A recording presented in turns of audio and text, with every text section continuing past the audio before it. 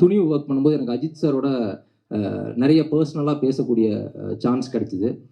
அப்போ அவர் பல விஷயங்கள் சொன்னார். அவர் கடந்து வந்த பாதைகள், பட்ட லைக் அவமானங்கள். பிக் பாஸ்ன்றது ஒரு டெம்பரரியான ஒரு விஷயம் தான். ஏன்னா முடிச்சு வரும்போது என்னை சுற்றி ஒரு 1000 கேமரா இருந்துச்சு. ஒரு 3 மாதம் 4 மாதத்தில் பாதிக்கு பாதியாச்சு. அப்புறம் அப்படியே கம்மியாகும்.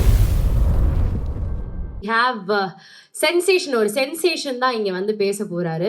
பிக் பாஸோட சென்சேஷன் மட்டும் இல்ல, இன்னைக்கு வந்து எல்லா யங் கேர்ள்ஸோட ஹார்ட் த்ராபா வந்து மாறி இருக்கிற ஒரு சென்சேஷன் அப்படின்னு சொல்லலாம். இந்த படத்தோட மெயின் லீட் ஆக்டர் சிவி அவர்களை மேடைக்கு அழைக்கலாம். Shivi, you look dashing as always. Over to you. Hello ma'am, Bigg Boss முடிஞ்சு 2 வருஷம் ஆயிடுச்சு. ஆக்சுவலாக நான் இங்கே வரும்போது பிரசாத் ஸ்டூடியோ வழியாக வரும்போது பார்த்துட்டு இருந்தேன். இந்த வடபழனி கோடம்பாக்கம் ஏரியாவில் உள்ள முக்காவாசி ஆஃபீஸில் ஃபோட்டோஸ் கொடுத்துருக்கேன் நடிக்க சான்ஸ் கேட்டு.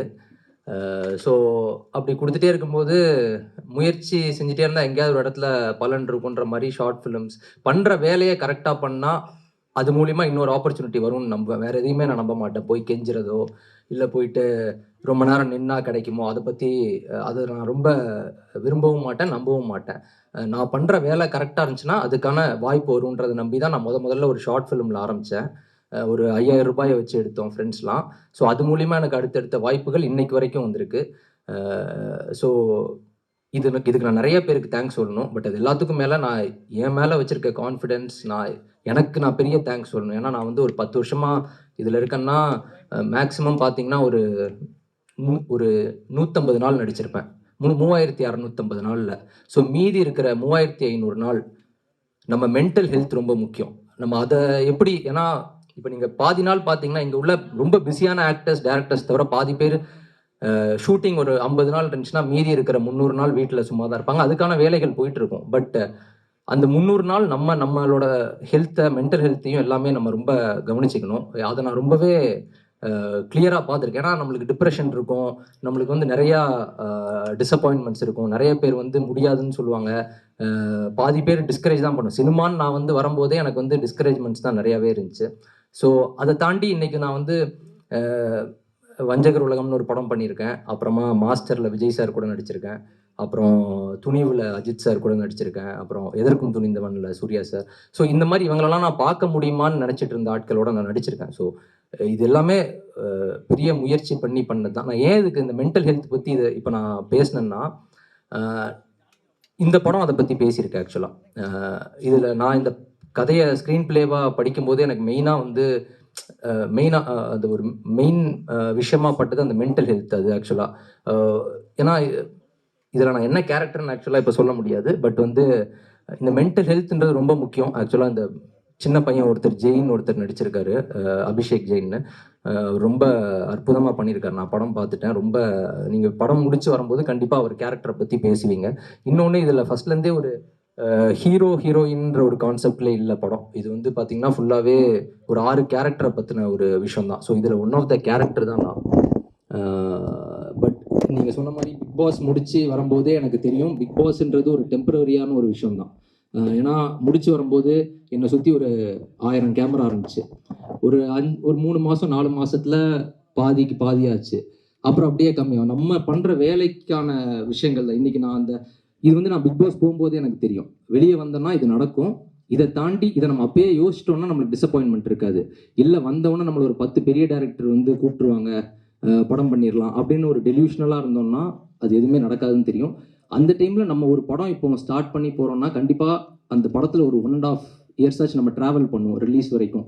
ஸோ அந்த 1.5 years நம்ம லைஃபோட ரொம்ப முக்கியமான டைமை யார்கிட்ட கொடுக்குறோன்றது முக்கியம். கதை ரொம்ப முக்கியம் தான். பட் அதெல்லாம் தாண்டி ஒரு டீமோட ஒர்க் பண்ணுறோம்னா அந்த டீமோட வைப் ரொம்ப முக்கியம். ஸோ அப்படி பார்க்கும்போது நான் வந்து கதைகள் நிறையா வந்துச்சு. இன்னொன்று நமக்கு அமையிறதுன்னு ஒன்றும் இருக்குது. நம்ம அப்படி பண்ணலாம், இப்படி பண்ணலாம், இது பண்ணலாம், அது எல்லாமே நம்ம மனசுக்குள்ளே இருக்கும். பட் அதை தாண்டி நமக்குன்னு சில விஷயங்கள் அமையும். அப்படி அமைஞ்சது தான் இந்த இடிமின்னல் காதல். அந்த டீம் மாதிரி பார்க்கும்போது நான் ஃபஸ்ட்டு பாலாஜி மாதவன் ப்ரோ வந்து கதையை சொன்னார். ஸ்க்ரீன் பிளே படித்தேன். எல்லாமே ரொம்ப நல்லா இருந்துச்சு. பட் அவர் ஜேசி அவங்க எல்லாருமே பார்த்தீங்கன்னா இப்போ சாம் ப்ரோ சொன்ன மாதிரி இந்த மேடையில் ஒரு உண்மை இருக்குது. ஒரு நேர்மை இருக்கு. அது ரொம்பவே முக்கியம். எனக்கு பிக் பாஸ்ல இருக்கட்டும், இல்லை எங்கேயுமே நிறைய பேர் சொல்றது கொஞ்சம் உண்மையா இருக்கிறீங்க. கமல் சாரும் அதான் சொன்னாரு. நேர்மையா இருக்கீங்க. எவ்வளோ மேடைகள் கிடைச்சாலும், எவ்வளோ பெட்டிகள் காசுகள் வந்தாலும் அந்த நேர்மையும் உண்மையும் விட்டுறாதீங்க. அதுதான் உங்களை கூப்பிட்டு போகும்னு சொன்னார். பட் அதுதான் நானும் நம்புறேன். அதே மாதிரி அந்த டிராவல் பண்ற டீம்மே அதாக இருந்தால் ரொம்ப சந்தோஷமா இருக்கும்.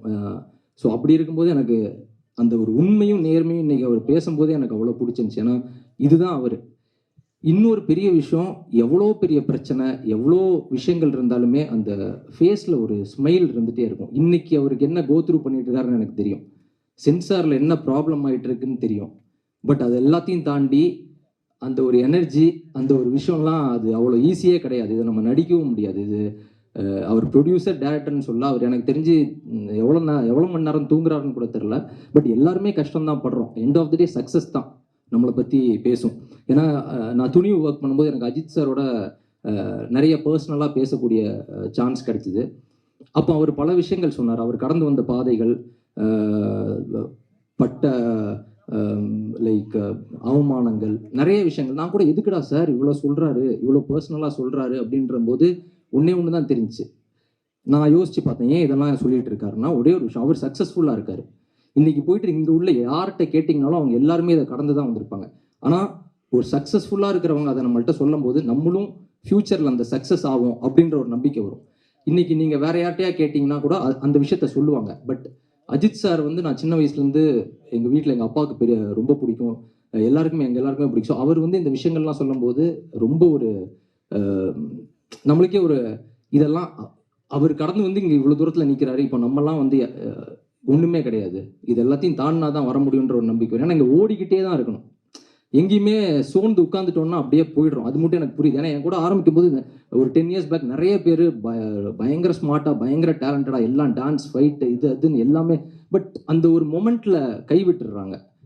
போதுண்டா அப்படின்னு. இன்னைக்கு நான் ஒரு ஃபோட்டோ கொடுத்துட்டு இருக்கும்போதே பல பேர், எதுக்கு பிரதர் நீங்கள் ஃபாரினில் வேலை பார்த்துட்டு இருந்தீங்க, அங்கேயே போயிடலாம். பட் இல்லை, ஒரு நாளைக்கு கண்டிப்பாக ஒர்க் அவுட் ஆகும் நம்பி இவ்வளோ தூரம் வந்து இன்னைக்கு இந்த பிரசாத் ஸ்டூடியோவில் ஒரு படம் வந்து ரிலீஸ் ஆகுதுன்றதே எனக்கு வந்து ஒரு மிகப்பெரிய விஷயம். ஏன்னா இதெல்லாம் நடக்குமான்னு நான் வந்து நிறைய இடத்துல யோசிச்சிருக்கேன், கனவு கண்டிருக்கேன். அந்த கனவு இன்னைக்கு கண்டிப்பாக நிஜமாயிருக்கு. இந்த டீமோட ஒர்க் பண்ணதில் எனக்கு உண்மையாலுமே ரொம்ப ஹாப்பி.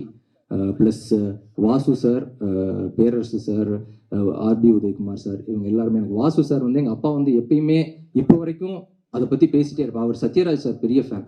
இன்னொரு விஷயம் நான் சொல்கிறது வந்து, ஒருத்தன் ஒரு ஆக்டராவோ ஒரு ஹீரோவாவோ ஆகிறதுக்கு ஒரு ஜென்ரேஷன் ஆகுதுங்க. ஏன்னா இப்போ எங்கள் அப்பா டேரக்டர் ஆகணும்னு ஆசைப்பட்டார், அது முடியல. அதுக்கடுத்து நான் ஆரம்பித்தேன். ஒரு ஜென்ரேஷனோட ஆசையை வந்து நிறைவேற்ற முடியுது.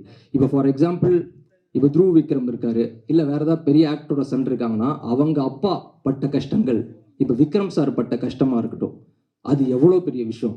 அவர் அவ்வளோ தூரம் பண்ணி இங்கே வந்து இவர் இருக்கிறார். அதை தாண்டி அவர் இன்னுமே உழைக்கணும். ஸோ இதுக்கு ஜென்ரேஷன்ஸாக ஆகுது. இப்போ பாலாஜி சார் சொன்னதுமே, வாசு சார், அவங்க அப்பா எல்லாருமே இருந்தாலுமே இவருக்கு ஒரு 12 to 13 years ஆயிருக்கு டேரக்டராக வந்து இங்கே நிற்கிறதுக்கு. ஸோ இங்கே எதுவுமே அவ்வளோ ஈஸி இல்லை, கஷ்டப்பட்டே தான் இருக்கணும். இன்னொரு பெரிய விஷயம் வந்து, நாங்கள் இது வரைக்கும் ஒரு எண்ட் ரிசல்ட்டை பற்றி பேசினதே இல்லை. இது வரைக்குமே படம் ஹிட் ஆயிரும், இது சூப்பர் ஹிட், இது வந்து பயங்கரமாக ஓடிடும், இதை மாதிரி ஒரு விஷயங்கள் பேசினதே இல்லை இன்னைக்கு வரைக்கும் கூட. நம்ம உண்மையான ஒரு உழைப்பை போட்டிருக்கோம். இந்த உழைப்புக்கான கண்டிப்பாக ஒரு மரியாதை கிடைக்கும். இது நான் ஃபஸ்ட்டு சொன்ன மாதிரி தான். ஒரு சின்ன ஒரு ஷார்ட் ஃபிலிம் நடிக்கும்போது நம்ம நல்லா பண்ணியிருந்தோம்னா அடுத்த வாய்ப்பு கிடைக்கும்னு நம்பினேன். இன்னைக்கு இங்கே வந்து நிற்கிறேன். அதே தான் பாலாஜி ப்ரோவும், ஜேசி, நான் எல்லாருமே ஒரு உண்மையாக ஒன்று பண்ணியிருக்கோம். இது மூலிமா கண்டிப்பாக எல்லாருக்குமே அடுத்த வாய்ப்பு கிடைக்கும். அவங்க ப்ரொடியூசராக இருக்கனால கண்டிப்பாக பணமும் கிடைக்கும். ப்ரோ கண்டிப்பாக இது ஜஸ்ட் ஸ்டார்ட் தான். இதுக்கப்புறம் நிறையா பண்ணுவோம், என் நம்பிக்கை இருக்குது. இந்த நம்பிக்கையில் தான் ஓடிட்டே இருக்கிறோம். So thank you so much. நிறையா மேடைகள், நிறையா படங்கள் பண்ணுவோம். Thank you so much. தேங்க்யூ.